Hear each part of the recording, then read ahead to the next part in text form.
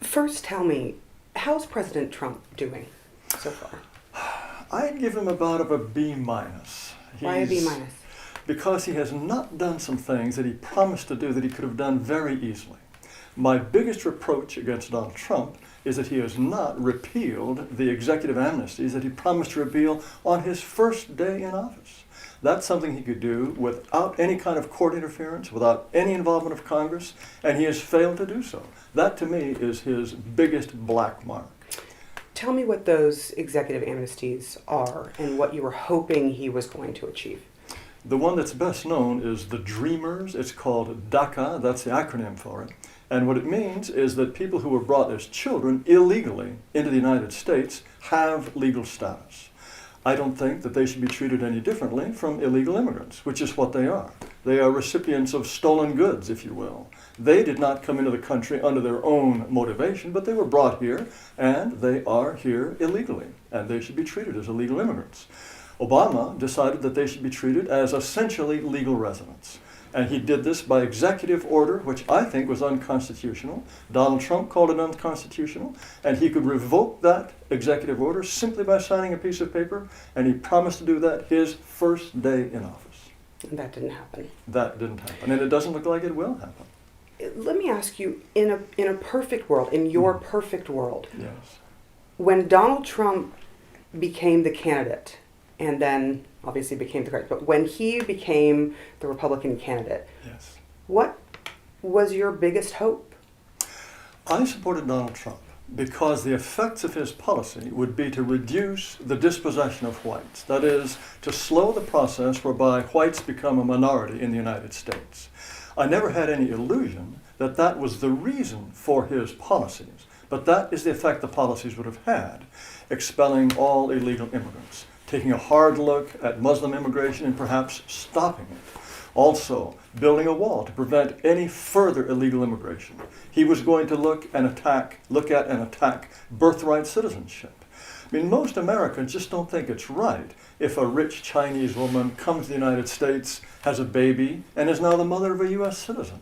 Or if a pregnant Mexican woman manages to get across the border and has a child for free on our dime in the United States and becomes the mother of a U.S. citizen. He promised to go after those things. He has done nothing about birthright citizenship, and he's waffling on the wall, which was his real signature issue when he was on the campaign trail. Unhappy with him? Disappointed? What are the feelings that you have about what's happened so far? I am disappointed in Donald Trump. Now, of course, he's vastly better than the alternative, which would have been Hillary Clinton. Hillary Clinton would have been beavering away, trying to legalize every single illegal immigrant, not just the ones who came over as minors. She would have been opening our doors to as many Muslims as possible, increasing the number of Syrian refugees coming to the United States. She would have been welcoming Muslims as wholeheartedly and as warmly as she possibly could. So there's a real difference. But Donald Trump could have done much better, and perhaps he will, but he is certainly falling down on the job as far as I'm concerned at this point.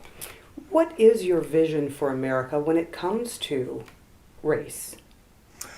I don't want my children and my grandchildren to become a minority in the nation that their ancestors built. They're likely to become a despised and hated minority.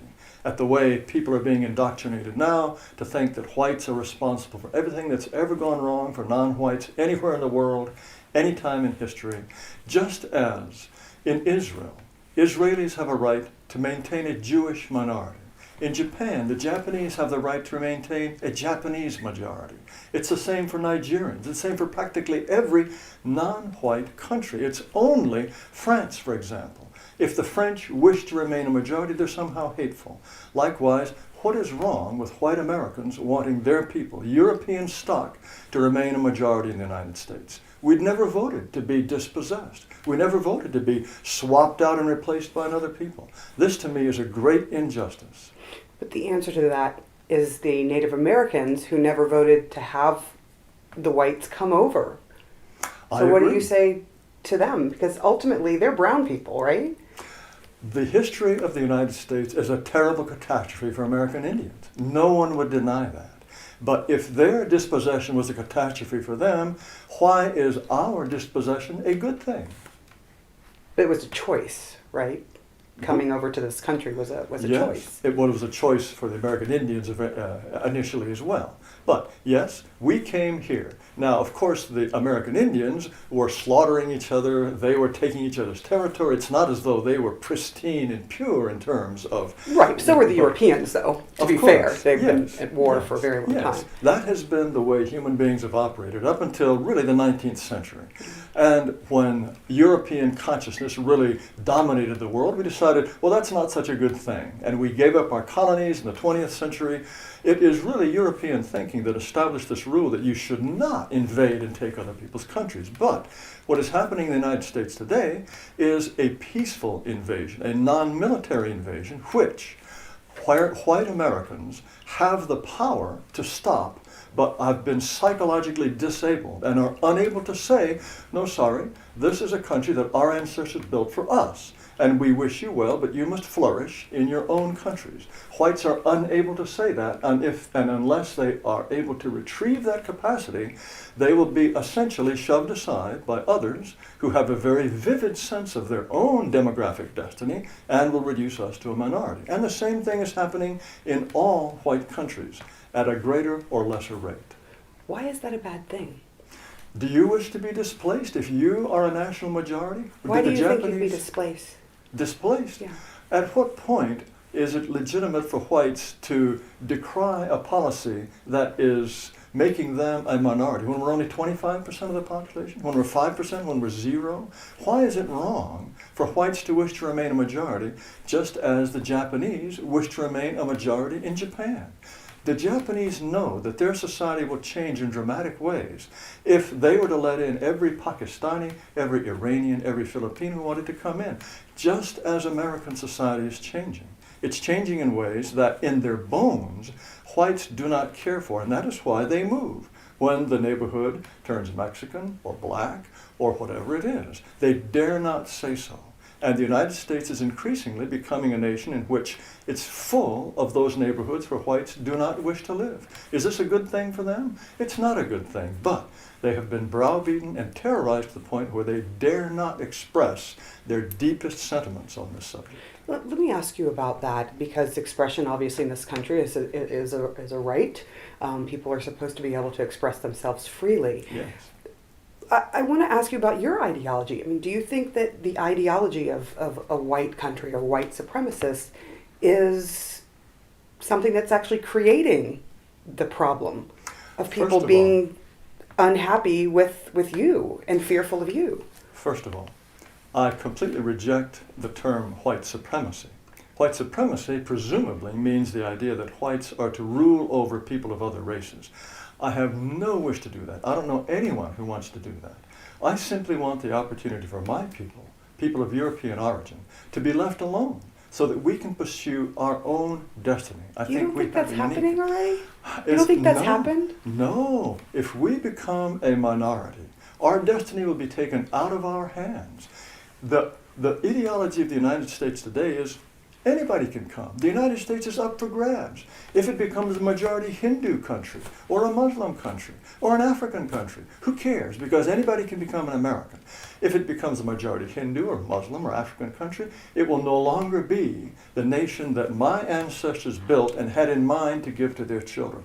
Obviously, it's changing in ways that I consider to be in the detriment of my people and my culture, and we deserve a destiny just as we have a heritage. I want to ask you about young people. Certainly. Do you think college campuses, for example, should be integrated? I believe in complete freedom of association. If a private university wanted to have a campus only for blacks or Asians or only for left-handed duck hunters, that should be their business. A government institution cannot discriminate in that manner. Private institutions, I believe, should absolutely have that right. But on college campuses today, there is a uniform view of whites, that whites are the devils of American and world history, that we are to blame for everything that's ever gone wrong for non-white people, for women, for homosexuals, anywhere, anytime. This is a poisonous ideology. And this is why so many young whites who are part of our movement are hopping mad. I think that sometimes they express themselves in intemperate ways. But when you have been raised, right from kindergarten on, being told, you people are bad, you have no right to be proud of who you are. Once the scales fall from your eyes and you see the double standards that are operating, you have every reason to be hopping mad. When you say hopping mad, has that anger grown among white students, for example? Unquestionably it has grown. Why? Look at for the reasons that I just told you, because they're being told every other group has the right to be proud of their heritage. The idea of whites taking pride in their heritage, this is considered white supremacy. That's the very word you used. This is considered to be an abomination, an immorality. Once they realize how suicidal this double standard is, they have every right to be angry. When it comes to the double standard, I will tell you, I never learned that all white people were devils and that they're the creation of everything bad and they've ruined everyone's life in school. Where are you getting that from? Oh, look at accounts of what's being told on campuses. Check your white privilege. They have special safe spaces for non-white people, dormitories, cultural centers, so that they can be protected from the malevolent influence of whites, particularly white males. It's the rage on campuses now to have whiteness studies, and it's not a celebration of whiteness, believe me.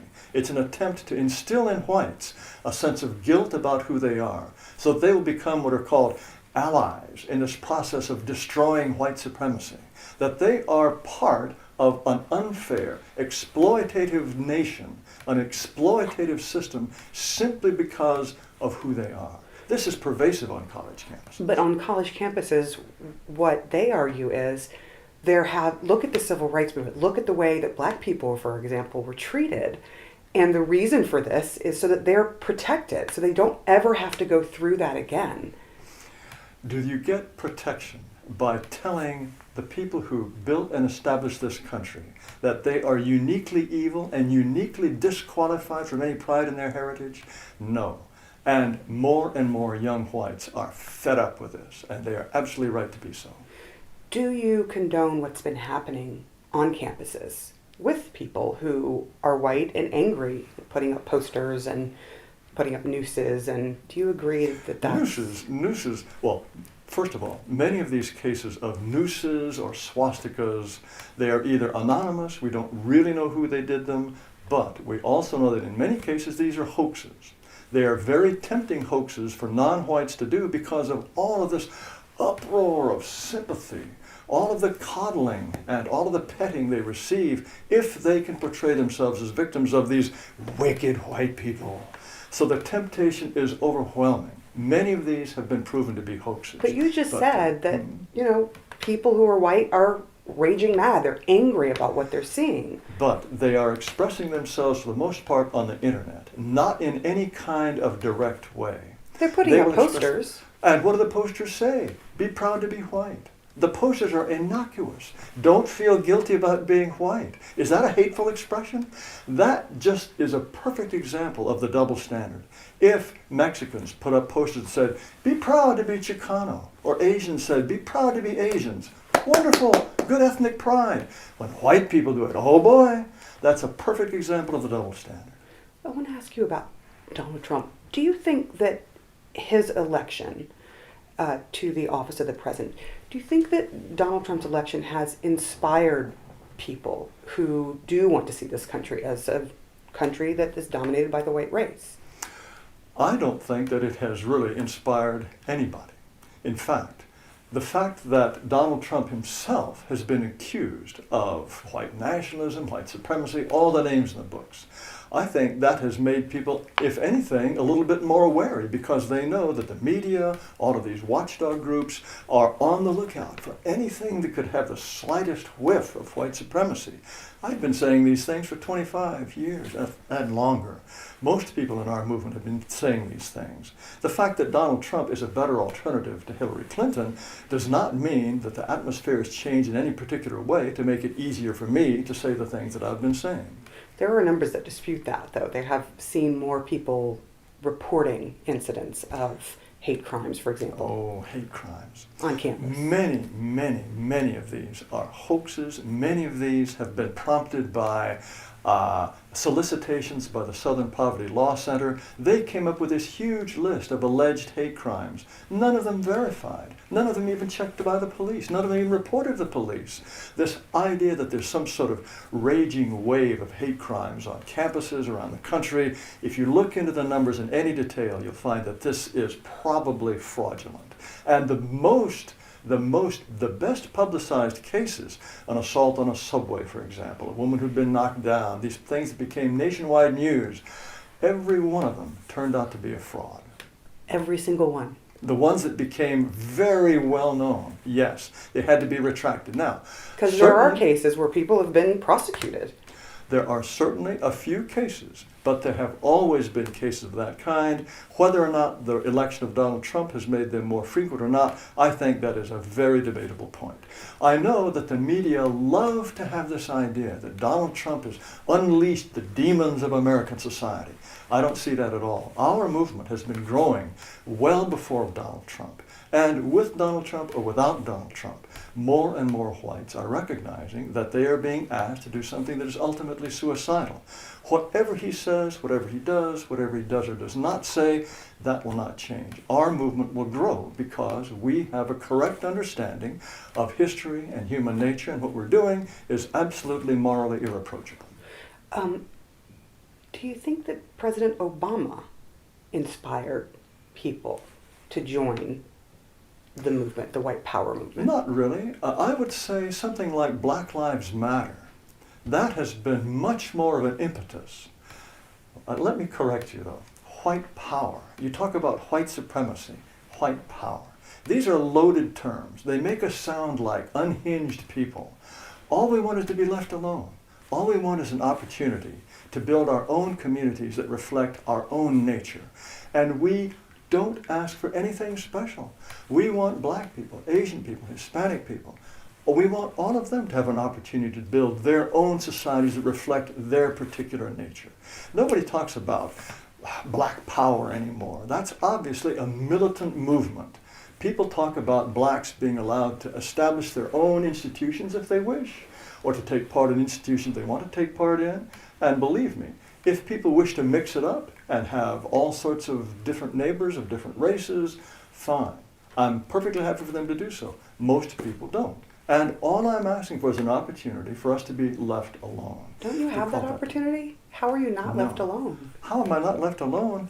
The U.S. Justice Department, under Obama and under every other president up to him, has been very diligent about trying to integrate neighborhoods. They want Section 8 houses here. They want integrated schools there. In the workforce, even if you're a private employer, you can't have an all-Asian workforce if you want to. The United States government has been very, very diligent in trying to get people to mix together. What the government should do is recognize that most people prefer not to mix. And if they prefer not to mix, that is a perfectly legitimate and moral choice, and they should not be prosecuted or persecuted for that. So you're talking about all-white schools. You're okay with all-white neighborhoods, all-white businesses. If they wish to be all white, they should have that opportunity. But that's how you want to live, correct? That is my preference, is certainly majority white. I'm not talking about any kind of 100% purity, but this reflects the desires of the vast majority of whites, whether they will admit it or not. We are all supposed to be celebrating diversity, but look at the way white people and non-white people live. Do all the white people you know, do they have a multicultural experience day in, day out? No. They prefer to live in white communities. Churches, American churches, are a perfect example. 95% of the congregations are at least 85% one race, and many are 100% one race. Why is that? It's because no one has been trying. The government has not been fining churches that are not mixed. And when people are completely free to choose, they prefer to worship with people who are like themselves. There is nothing wrong with this. This is the natural human state, and we should build a society on a correct understanding of human nature rather than on some fantasy about what others would like us to be. I'm going to push back a little bit. Certainly. Some people might say, you're living in a fantasy because there is no way that this country is going to have an all-white society. It's just not happening. You may say so, and that may be true, but I still have a duty to my ancestors who had a conception of America and an obligation to my children who I think would be happier in the kind of America I envisage, to at least have some portion of the United States where we can be us. Only we can be us, and we have the right to be us, even if that's just in a small part of the United States. I do not believe that my civilization, my people will survive if we continue to import everyone from all around the world, and this idea that America is up for grabs, that people who are going to grab it are not going to the people who will carry my culture and my institutions and my people forward in any meaningful way. How would that work? I mean, where would black people go, for example? Black people could be in a place where they could affirm their identities. I think that it's not impossible that the United States could end up having enclaves that were recognizably white or Asian or Hispanic. I'm not sure what the future will be, but if the future continues to be a prolongation of the present, if the future of the United States is South Central Los Angeles, or if it's Detroit or Newark, then there is no future for my people. When it comes to, when you talk about your people, do you want to live in a society that is not integrated at all? That is the preference of most people, and that's what makes most people happier. If you How can you say that? Because look at the way they behave. What is white flight but an expression of that very phenomenon? What is the fact that you have suburbs of Atlanta and Washington, D.C., where you have very well-off middle-class blacks who prefer to live among other blacks? They could buy a house in this neighborhood. This neighborhood is largely white. If you've got the money, you can certainly move here. But most black people who have the money to live in a nice neighborhood, they would prefer to live in a black suburb. And God bless them. This is natural and normal. I don't know anyone like that, just so you know. I know Well, nobody like that. The go to neighborhoods Atlanta. I live in are integrated. Go to Atlanta. Go to Prince George's County. Most integrated neighborhoods in the United States are probably transitioning from one race to another. You have many neighborhoods in California, for example, in which blacks had been living, Hispanics have come in, and blacks no longer feel comfortable, and they're moving out. But that's partly because of gentrification. There's an affordability issue that happens as well. So there's lots of reasons. If you are living in an area, if you're living in a black area and you have many, many Mexicans come in, it's not as though all of a sudden the rents are going to go skyrocketing. No, it's a question of oil and water. There have been many black activists who've complained about this. We just can't mix with these people. They don't like it when whites come in, they don't like it when Asians come in, they don't like it when Mexicans come in, because they have a certain texture of their neighborhood that they prefer that reflects their unique sensibilities. And that's as it should be. Do you agree with the term hate crime? Some of these things that we talked about before happening. Do you see things like some of the things, for example, happening on campuses? Do you see those as hate crimes? First of all, give me a good, concrete, verified example of what you would call a hate crime on a campus. So recently in Washington, someone threw a rotten banana at a black student, and there are bananas that have been put all over the campus that seem to be signaling the first African-American president of the student body. Would you consider this, should this be a crime? Or is this I'm asking an expression you.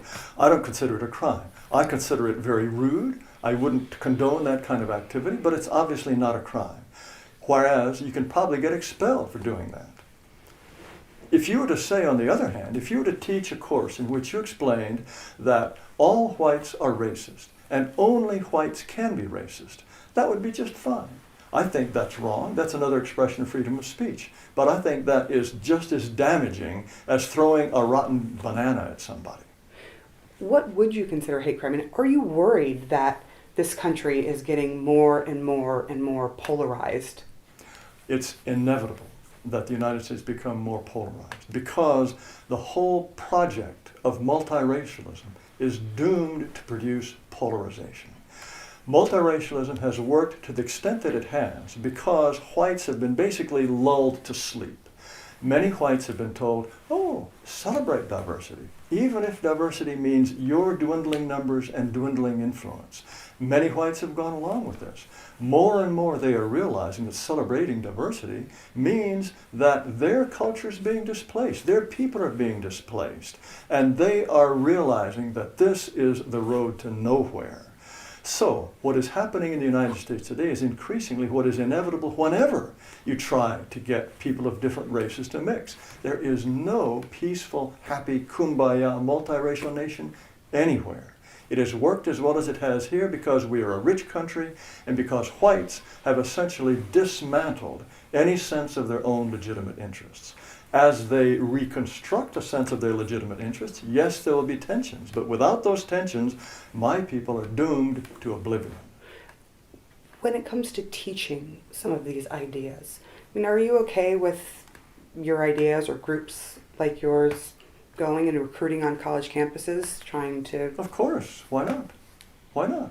Any group wants its ideology to proliferate. What is wrong with people who believe what I believe, and as I said, I believe we are entirely in conformity with history and human nature. What we do is morally irreproachable. Why should we not seek more adherents? When it comes to more adherents, you talked about people getting more and more agitated, particularly white people getting very agitated with what's happening in the country. Yes. Do you think recruitment is going well? Yes. When it comes to young people? Oh, yes, yes, yes. Unlike ever before. I've been involved in this for more than 25 years. And I am constantly impressed by the number of young people who are completely wide awake on the subject of race, who are not bamboozled and intimidated by all of this nonsense of diversity being our strength. Diversity is a weakness. Diversity is a source of tension. And the whole idea that whites are those who have caused harm after harm, damage after damage to everybody else in the world, they're sick and tired of that, and rightly so. The number of young whites who are waking up to racial reality is unprecedented.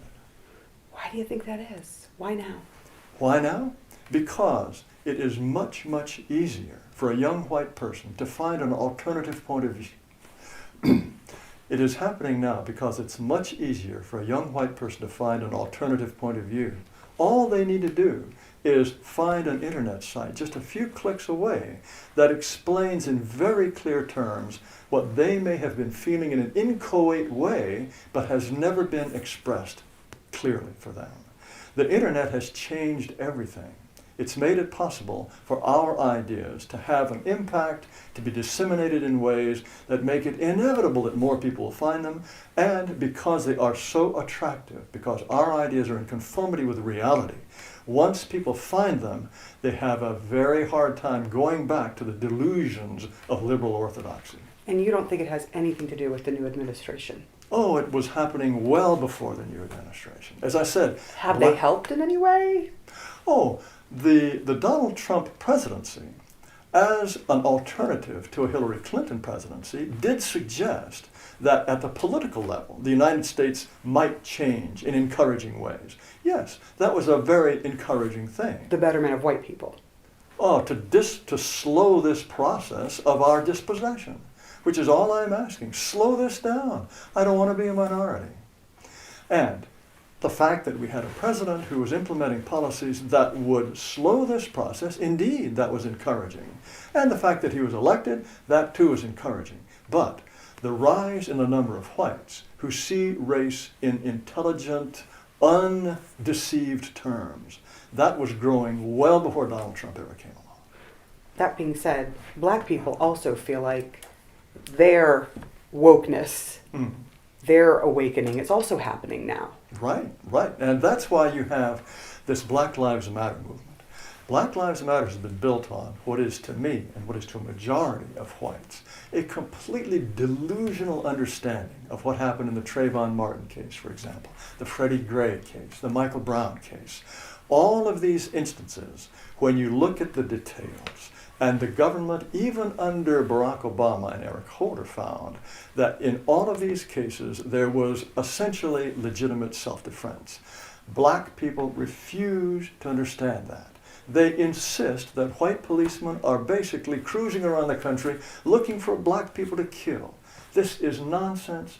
The huge majority of whites understand that this is nonsense, and if 50 years, 60 years after the civil rights movement, black people are still rioting, what this says to white people is this whole multiracial experiment has failed. We need something new, and we offer something new. There are cases, for example, what about an officer shooting someone in the back? Oh, occasionally these things do happen, and that person, I'm sure that officer will be sent to jail for a very long time, as he should be. Do you think only black people are ever shot in the back? There are many white people, unarmed white people, who are shot by police. Maybe they were threatening, maybe they were not. Nobody cares about that. It is only when the victim is black, when the perpetrator is white, that there's a huge national stir about this. If a black officer shoots a black criminal, nobody's interested.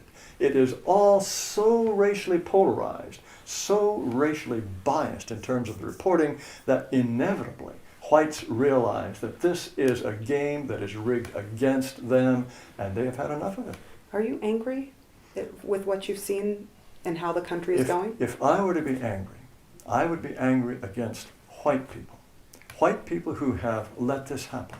White people who have changed our immigration policies to let in the whole world. Elite white people whose lives are not the least bit damaged by the change in the composition of our neighborhoods, of our public schools. White people who don't send their children to schools where you have to have 15 interpreters at the PTA meeting. White people who don't live in neighborhoods where you can't play baseball on the baseball diamonds because the Mexicans are playing soccer. White people whose lives are utterly unaffected by the diversity they claim to celebrate. It appears your life is unaffected by that. And how many people can afford to live in a neighborhood like this? That is exactly the point. All of these elite white people who claim that they favor multi-this, multi-that, and who live in their private enclaves that are overwhelmingly white. Where did the Clintons move to after they left the White House? Chappaqua, New York. The great champions of diversity live in about as white a place as you can possibly find this side of Iceland. And black people would call that white privilege. Well, it's a privilege, yes, to live in a kind of neighborhood that white people, because they build attractive neighborhoods, have built. My point is that whites should not have the privilege of living in the kind of society their ancestors built. They deserve that privilege. What I'm saying is the people, the white people, who are most enthusiastic about promoting diversity for the poor slobs who live in trailer parks, they don't. Forgive me. Okay, that's good. What I'm saying is that the elite whites, who never suffer from the effects of diversity themselves, are saying, oh, it's so wonderful, when it affects those who cannot escape from it as they escape from it. Those people are contemptible hypocrites. If I were in the business of hating anybody, those are the people that I would hate. Speaking of hypocrites, is Donald Trump a hypocrite? I can't claim to know Donald Trump's mind. And I never believed that he promoted these policies that would slow white dispossession because he cared about white dispossession. So I don't know whether he's a hypocrite or not. I would have to know what he really thinks about things. He is certainly breaking some of his campaign promises, but virtually every politician does that. He's got more than 3 more years. Maybe he will build the wall. Maybe he will repeal these amnesties. We'll see. But so far, he has not been doing what he promised he would do. Some of the things which he promised he would do on the very first day. Tell me what your dream for America is. My dream for America is a nation in which every group has the right to express its own preferences, have its own institutions, perhaps even its own part of the country where they can be genuinely who they are. That is my dream for America. So completely segregated. If that is what they wish. If there are people who wish to be integrated, by all means let them integrate. But for those who wish to be with people like themselves, just as so many church congregations are overwhelmingly one race, one language, one nationality, let people separate if that's what they wish. What is wrong with that? How do you respond to people that say you're a hate monger? I would say, how do you claim to read my mind? All I'm saying is I want a chance for my people to survive and prosper. What is hateful about that? Is it hateful for Nigerians to wish for their country to remain Nigerian, or Egyptians to remain Egyptian? Again, Israel has the right to remain Jewish. Is that because Jews hate everybody else in the world? No. They want their people and their culture to survive. That's all I want. To call me a hate monger, this is utter nonsense, and it's an attempt to say, don't pay attention to this guy. He's unhinged. He's motivated by passion or irrationality, whereas all I want is the survival of my people. There is history that says that your people survived and thrived on the backs of slaves in this country. Do you think we invented slavery? Do you think of course not, but you certainly profited from it. We abolished slavery. We had to go to the Africans and say, cut this stuff out. There are many places that still practice slavery. Do you think really the wealth of the United States depended on slaves? Canada is just as wealthy as the United States. New Zealand is just as wealthy as the United States. I do think the history shows that the United States depended on slavery. They helped build the White House. The slaves in the South kept the South poor. If slavery was such a wonderful, productive thing, why was the South not the richest part of the country? It held back industrialization. The myth that somehow the wealth of the United States depends on slavery, that is yet again a calumny. Again, it's again another attempt to make white people feel bad. And if blacks are such a uniquely productive, enterprising, hardworking group, why is it that black countries and black places aren't the most wealthy in the world? There is no way this idea holds water at all. You don't think black slaves had anything to do with the building of this country? Of course they did. They were told by whites, do this, do that, and they did it. Right, and they weren't paid for that. Irish laborers would have done it, and Irish laborers... Not for free. Irish laborers would not have had to be raised from childhood. They would not have had to be kept in old age. In fact, there were many northern analysts who came down to the South and said, you've got a completely inefficient system here. Get rid of these black slaves. Hire Irish navvies. Hire them when you need them, fire them when you don't. Right, but hiring them requires you to pay them. And that is how people made money. They didn't have to pay the labor. No. Right? The idea that slavery was some uniquely productive system is completely wrong. Anyone who has analyzed the economics of slavery understands perfectly well that slavery held the South back. Would you not agree that the southern parts of the United States, certainly up until the Second World War, maybe even the 50s and 60s, were the poorest part of the country? Why is that, if slaves are so productive? Apparently, the slave owners were bad businessmen. They were bad businessmen because they had this idea that slavery was a great thing. And they were trying to hold on to it. It's free labor. Yes. Right? Well, free labor, it's not free. It's not free when you have to maintain old slaves in old age, raise them from infancy. It is not a productive system. Again, look at the external evidence. If slavery was so productive, the South was poor. If slavery was an absolutely essential motor for American development, why isn't Canada poor? Why isn't Scandinavia poor? No. All of these countries are wealthy because they were built by whites with the particular qualities that whites bring with them wherever they go. The presence or absence of slavery in the southern part of the United States was, if anything, incidental and probably held development back. Is there anything else you'd like to add to the conversation? Let me think. I would like to emphasize that what I want is nothing special for white people.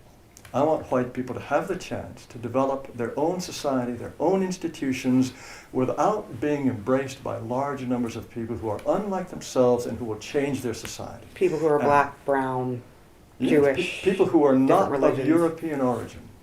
Though it is obvious that Europeans will assimilate most easily in the United States. And I would say this about Donald Trump. He at least recognizes, unlike Hillary Clinton, that the United States is a distinct people. Now, he also recognizes that some people don't fit in as well as others. He has tumbled to the rather obvious conclusion that Muslims don't fit in quite as well as certain people. Now, would he have the courage or insight to say that being white is an important part of being an American? I suspect he would not. But at least, unlike Hillary Clinton, he doesn't think that he wants a world that's utterly borderless. He doesn't think, like Hillary Clinton does, that the American identity is an intellectual invention.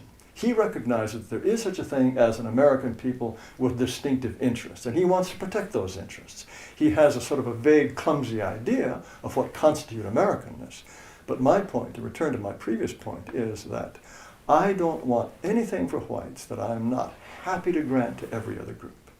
Okay, I think we're done. You talked about biology, and I just said to you, I'm a mixed race person. What do you think of me? How are we different? Me as a mixed race person, you as a person who happens to be Caucasian. The idea that races are identical and interchangeable is just a complete fallacy. Aren't we all human? Of course we're humans, but all dogs are dogs. But they're not interchangeable and identical either. They're the same species, we are the same species, but we are different subspecies. And the different races of humanity have evolved separately for, in some cases, 100,000 years. We have developed different physical capacities. We have developed different average levels of intelligence. We have developed different average temperaments, if you will. These things have been very carefully studied, and people absolutely hate to talk about them, but it is part of our natural evolution, it's part of our biology. Is it your contention from looking at these studies that black people are less intelligent than white people? Black people, on average, are less intelligent than white people. That does not mean there are not some very intelligent black people who are smarter than most white people. But by the same evidence, it's very clear that East Asians, on average, are more intelligent than white people. We're not the smartest race. We're not the most law-abiding race. We're not the race that has the fewest number of illegitimate children. All of those prizes go to the East Asians. It doesn't mean that I want to be replaced by East Asians, though. In some respects, objectively, you could describe East Asians as superior to Caucasians. But I am white. I have a loyalty to my people, just as I have a loyalty to my own children. The feelings are very similar. I feel about whites the way I feel about my own children as opposed to other people's children. I don't dislike other people's children. In fact, I can be very fond of other people's children. But you don't want to live with them. Well, I might, but I will make sacrifices for my own children that I wouldn't for anybody else's children. And that's a perfectly natural thing. And our race is our largest extended family. That's the group to which we feel a kind of instinctive loyalty. And it is perfectly normal for us to think that this is the group that is our primary family, but it implies no hostility to anyone else's family, just as my preference for my children implies no hostility towards my neighbor's children, of whom I may be very fond. Speaking of your children, do you think that an all-white university should exist? If there is a demand for it, and if it's a private university, by all means. Just like an all-black university should it exist for people who want to go to an all-black university. As you know, on many college campuses, black students are demanding blacks-only dormitories, blacks-only social centers, safe spaces. God bless them. If that's what makes them happy, that is what they should have. But don't reserve that sort of thing just for them. We should all have that opportunity. A whites-only university. Whites-only spaces. Yes, exactly right. What's wrong with that? You could argue that you're discriminating against other people. We discriminate with every breath we take. When you turn right rather than turn left, you're discriminating. If you have steak rather than rice, you're discriminating. But you're not hurting anyone doing that, right? If I refuse to associate with someone, that person is no worse off than he was before. His feelings may be hurt. If I want to ask a beautiful girl out on a date, she has the right to discriminate, and she should exercise that right. Have I been hurt? Maybe my feelings are hurt, but I'm no worse off than I was before. Discrimination is essential to the way we live our lives. But there is the argument, and that is borne out in history, the industrialization, sort of the discrimination that is an entire system, did hurt people. Didn't allow, for example, African Americans to have new books, be in schools that were as good as the white schools. That, I believe, was an inevitable and deeply unfortunate consequence of trying to build a multiracial society.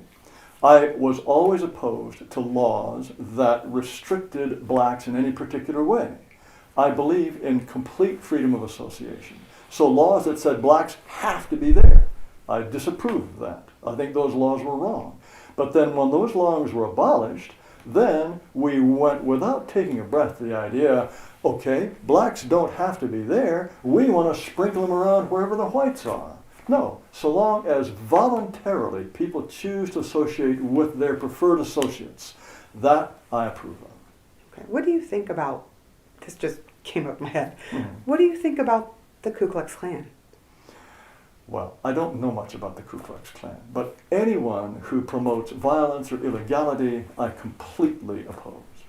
You're okay, though, with their other ideologies? I don't know what their ideologies are. That whites are far superior to blacks. I Well, mean, you just said that whites are smarter, are more intelligent than blacks, right? On average, whites are more intelligent than blacks. And really, to deny this is to just deny mountains of scientific evidence. Some people Now, call what's that it? junk science.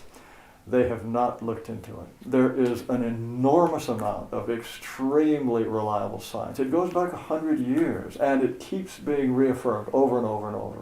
And I can promise you, when the day comes when we find the genetic combinations that code for intelligence, they will not be found to be equally distributed among all human groups. I would bet the next 12 mortgage payments that that's the case. That Now, whites are far not more... far. Well, look, and again, you see, everyone harps on this idea of being whites as opposed to blacks.